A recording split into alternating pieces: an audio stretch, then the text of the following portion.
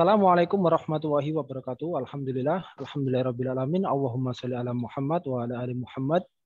Pemirsa Khilafah News dimanapun Anda berada, salam jumpa kembali bersama dengan saya Aziz Rohman di program Kabar Petang edisi Kamis 6 April 2023. Insya Allah beberapa menit ke depan kami akan menemani Anda mencermati dan menelaah berita paling menarik dan paling populer hari ini bersama narasumber yang kompeten di bidangnya dan tentunya dari sudut pandang Islam.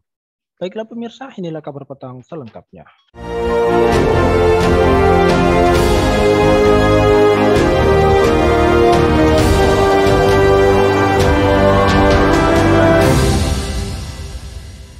Ketua Umum Partai Demokrat, Agus Harimurti Yudhoyono atau AHY, mengungkapkan Kepala Staf Kepresidenan KSP Bapak Muldoko mengajukan peninjauan kembali atau PK atas putusan kasasi Mahkamah Agung terkait kasus kudeta Partai Demokrat. AHY pun menyatakan siap menghadapi PK tersebut dan tidak akan gentar. Ia mengatakan Demokrat menyerahkan kontra memori ke PT UN pada hari ini melalui penasihat hukum Hamdan Zulfa. Nah, pemirsa, siapa saja yang terlibat di dalam kasus kudeta Partai Demokrat ini? Apa motifnya dan apa sebenarnya akar masalahnya? Pemirsa, untuk membahasnya kami telah terhubung dengan seorang analis politik dan media. Beliau adalah Bung Hanif Kristianto. Kita sapa dulu beliau. Assalamualaikum warahmatullahi wabarakatuh, Bung Hanif. Waalaikumsalam warahmatullahi wabarakatuh, Mas Aziz. Baik, kabarnya gimana ini, Bung Hanif? Sehat, Bung? Alhamdulillah sehat sehingga bisa menemani di ruang dengar pemirsa semuanya. Alhamdulillah. Baik, Bung, menyikapi terkait dengan pemberitaan terkait dengan Partai Demokrat. Ini kan kita ketahui bersama ya, perseteruan antara Ketua Umum Partai Demokrat, Agus Harimurti Yudhoyono atau AHY dengan salah seorang kepala kantor staf kepresidenan, yakni Bapak Muldoko. Ini memasuki babak yang baru. AHY menyebut Muldoko kembali berupaya melakukan kudeta atau pengambilan kepemimpinan Partai Demokrat dari dirinya dengan cara mengajukan peninjauan kembali atau PK ke Mahkamah Agung. Nah, melihat hal tersebut menurut kacamata Bung Hanif, sebenarnya apa yang terjadi di internal partai berlambang bintang Mercy tersebut ini, Bung? Mohon tanggapannya.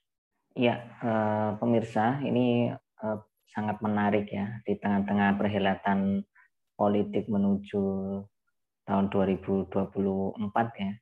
Ini muncul sebuah konflik baru. Ini kan sebetulnya semenjak beberapa tahun yang lalu ya, Pak Muldoko melakukan kongres luar biasa ya, KLB, dengan beberapa yang dulu pernah bergabung di Partai Demokrat ya.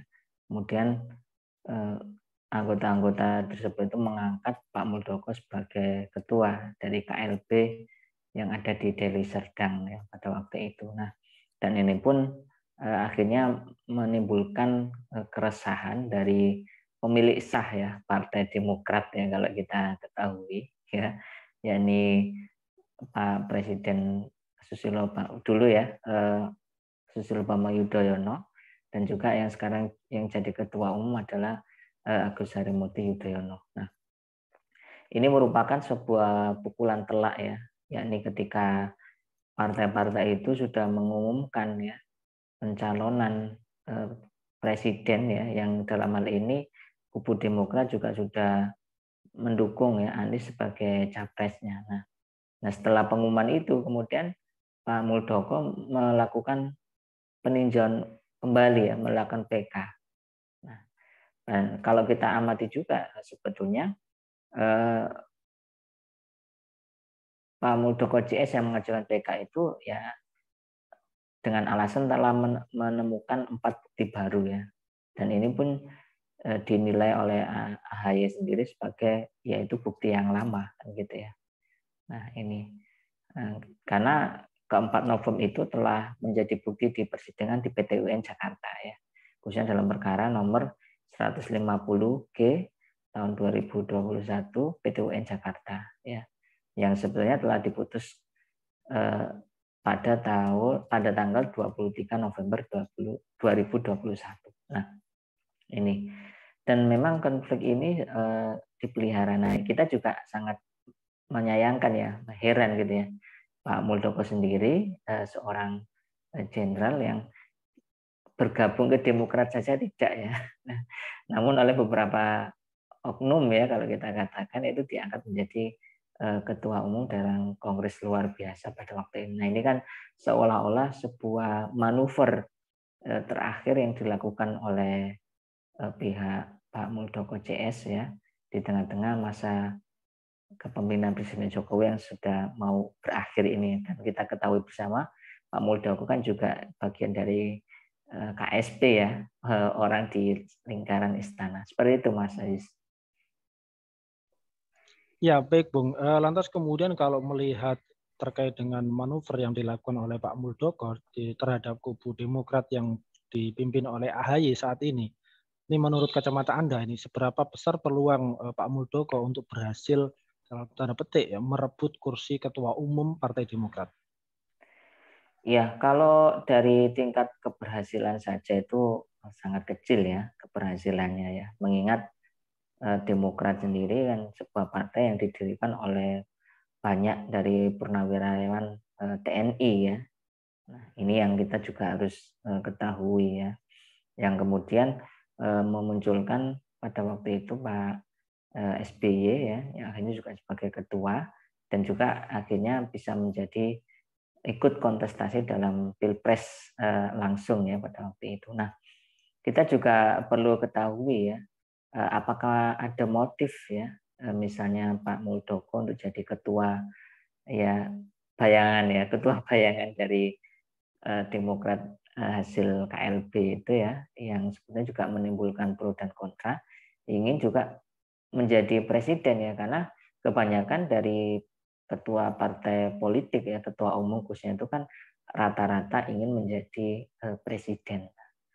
Nah, itu berikutnya keberhasilan itu sangat kecil ya, karena ya dibuktikan di beberapa negara juga kalah ya di dalam persidangan PT-UN kemarin, dan ini kan ibarat peninjauan kembali ya, ibaratkan ini ditinjau kembali masihkah ada celah gitu ya, ya untuk merebut ya, atau paling tidak ini sebagai goro-goro ya menuju pemilu tahun 2024 kan gitu ya.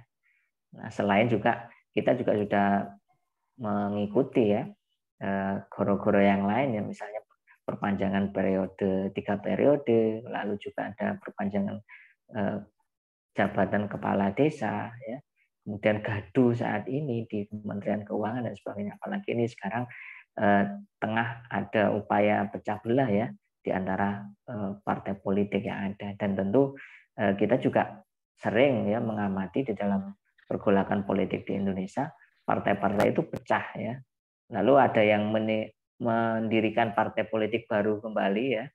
Ya, ada yang juga tandingan mungkin ya. Ini nanti kalaupun nanti Pak Muldoko tidak bisa merebut ya, dalam artian ini kalau banyak analisis kan cara jahat ya gitu ya.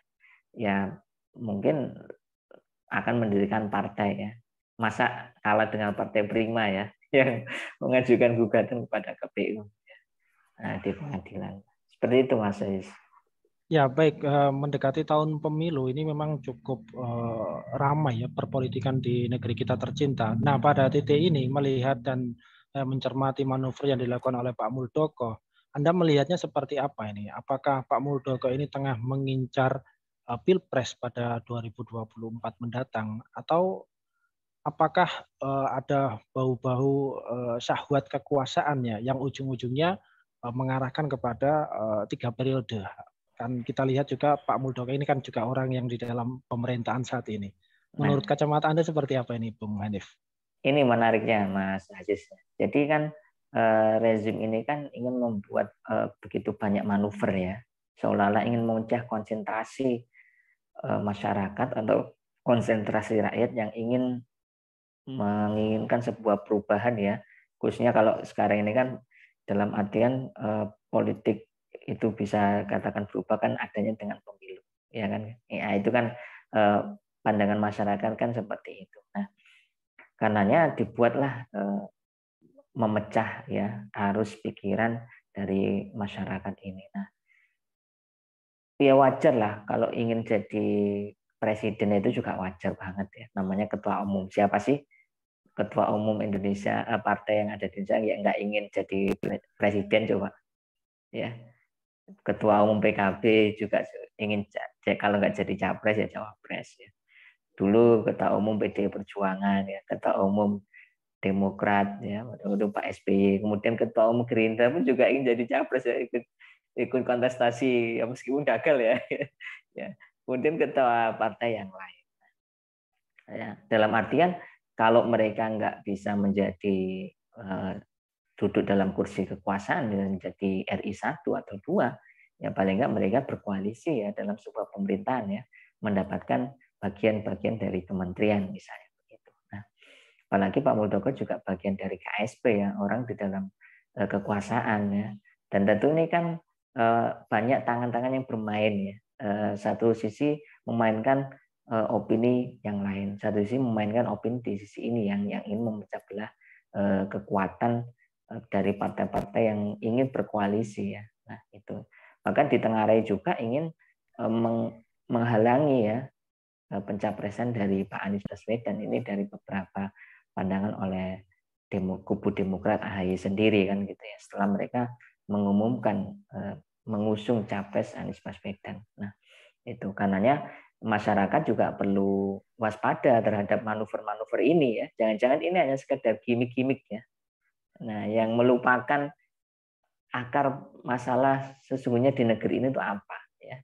Ya ini apa ya, pengabaian urusan rakyat. Nah, itu akan sesungguhnya. Jadi masyarakat juga tidak perlu larut ya dalam gejolak partai-partai ini. Toh mereka juga kemarin sudah dibuktikan ya oleh Pak Bambang Pacul ya.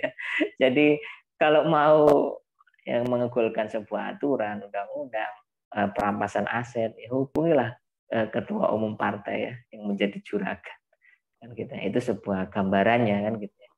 Nah, seperti itu Mas Aziz. Ya, baik Bung. Lantas kemudian kalau kita melihat dan mencermati di dalam demokrasi, terutama di partai politik yang ada saat ini, apakah kudeta partai politik sebagaimana yang ada atau yang sedang terjadi di tubuh Partai Demokrat ini adalah sesuatu wujud yang wajar di dalam sistem demokrasi? Dan pengaruhnya terhadap rakyat ini seperti apa jika memang demikian? Iya, sebetulnya ini kan menarik ya kalau kita katakan kudeta itu kan biasanya oleh militer kepada negara kan gitu ya. Itu kan Iya. kudeta. Lah ini oleh purnawirawan militer kepada partai yang dulu juga ya merupakan kalau kita katakan juga senior beliau kan gitu ya. Sesama jenderal kan gitu ya. Nah, ini sangat menarik ya, sekali lagi. Nah, dulu ada ya kalau kita pernah mengamati PKB dulu ya, yang antara Cak Imin dengan Mbak Yeni pada waktu itu, yang akhirnya Mbak Yeni pun juga mereda kan gitu ya, akhirnya tetap PKB ada di kubu Cak Imin kan gitu ya. Nah, ini juga demikian ya, Demokrat yang memunculkan ya dua orang jenderal-jenderal ya, yang mungkin AHY juga di bawah bimbingan oleh Pak SBY ya, sedangkan Pak Muldoko yang dulu juga jenderal. Nah, ini ingin berkompetisi dalam perpolitikan di Indonesia. Nah, kalau kita cermati ini hal yang wajar di dalam politik demokrasi. Politik demokrasi itu kan gini ya, pemirsa dan juga Mas Aziz, mendirikan partai saja itu kan bisa dengan mudah gitu ya. Ini kan kalau Pak Muldoko mungkin mendirikan partai itu kan lebih elegan kan gitu ya. Ya mungkin pakai nama lain lah ya, bukan Demokrat apa apalah ya. Yang sekiranya itu kan sekarang nama partai kan juga macam-macam ya, dan juga kadang-kadang aneh-aneh kan gitu ya. Tidak harus apa yang ya mungkin aneh ya nama partainya ya. Ini yang mungkin akan lebih elegan ya kalau di dalam pandangan politik sekarang ini. Dan suatu hal yang lumrah ya, di dalam politik demokrasi itu ya kadangkala ada munculnya koalisi, ada munculnya oposisi. Nah, ini mungkin strategi yang memunculkan ya pecah belah ya. Kalau kita mengenal pecah belah di antara rakyat itu ada adu domba ya. Nah, ini dalam politik ini memunculkan apa? Pecah belah di antara kelompok-kelompok partai kan gitu ya. Pecah belahnya di situ. Nah, ini sangat menarik karena rakyat sekali lagi apa sih implikasinya bagi rakyat? Ya, tidak ada sebetulnya implikasinya. Ya, ini hanya kepentingan elit-elit partai politik, elit-elit politik yang ingin berebut kekuasaan satu di antara yang lain, kan gitu ya. rakyat ini kan nanti akan menjadi penonton setia. Toh sekarang juga yang bertikai itu juga elit-elit itu ya. Ada juga kingmaker ya, bisa jadi Pak Muldoko ini tidak berdiri sendiri ya, tapi ada sebuah kelompok besar yang membackingi beliau ya. Dan saya kira Pak Muldoko bisa mendirikan partai, uangnya juga banyak kan gitu ya. Namun kan dengan banyaknya partai nanti juga bingung lagi ya, kan gitu loh ya. Bingung lagi mau dukung siapa, atau kalau partai baru juga tidak akan bisa mengusung presiden ya, kecuali mereka berkoalisi dengan partai yang lain, karena ini ada persyaratan presidensial threshold kan gitu ya. Makanya beberapa partai tidak mencukupi presiden itu kan bergabung ya untuk mengusung salah satu calon presiden dan wakil presiden. Nah, jadi rakyat ya dilihat saja mungkin untuk rakyat ini, dan karena nggak ada implikasinya. Toh sudah banyak nama-nama partai ya, dulu kita ada berapa partai, 40-an lebih ya. Ya sekarang juga partai juga banyak. Toh apa sekarang, dan kemarin Pak Bambang Pacul sudah bilang kan gitu loh. Ini DPR ini menjadi wakil siapa? Wakil rakyat atau wakil ketua partai politik. Nah, itu kuncinya Mas Adis. Ya baik, terakhir Bung Arif, mungkin bisa diberikan satu nasihat ya kepada seluruh rakyat Indonesia ya, terutama menjelang tahun pemilu ini, agar tentunya rakyat tidak salah pilih, sehingga kemudian terlahir pemimpin-pemimpin yang amanah dan juga solih begitu. Ini rakyat harus melakukan hal yang seperti apa ini, Bung Hanif? Ya, kalau menginginkan pemimpin yang solih, maka standarnya juga dengan Islam ya, tidak bisa dengan politik demokrasi ya. Sebab politik demokrasi ini kan penuh dengan taktik atau upaya saling berebut kekuasaan di antara mereka ya. Toh kadang kekuasaan itu kan berputar di antara mereka kan gitu ya. Sebagaimana di dalam ekonomi kapitalis kan gitu ya. Jadi kekayaan itu kan berputar di antara kelompok-kelompok kaya saja. Nah, karenanya nasihat penting bagi umat Islam khususnya di Indonesia, yang pertama bahwa kita memahami Islam itu memiliki sebuah aturan di dalam politik yang luar biasa bagus ya. Karena politik di dalam makna Islam itu kan mengurusi urusan umat ya. Baik itu untuk kepentingan di dalam negeri maupun luar negeri. Ini yang tidak dimiliki oleh politik selain Islam kan gitu ya. Karena kecenderungan politik demokrasi itu juga meskipun atas nama rakyat, oleh rakyat, dari rakyat oleh untuk rakyat, faktanya juga tidak demikian. Nah, itu kan anomali kan gitu. Jadi rakyat jangan tertipu ya dengan jargon-jargon demokrasi yang sebetulnya itu membungkam ya aspirasi kepentingan rakyat. Nah, karenanya memahami kembali esensi politik di dalam Islam itu penting. Yang kedua, umat Islam dan juga rakyat seyogyanya meningkatkan taraf berpikir mereka, khususnya taraf dalam berpikir politik, bahwa kegaduhan atau persoalan problem politik yang ada di negeri ini kan akibat ya dikerjakan oleh orang-orang yang tidak mengerti kepentingan rakyat kan gitu ya. Selain kita bicara orang, kita juga bicara sistem ya, kalau nanti menginginkan sosok pemimpin yang ideal untuk negeri.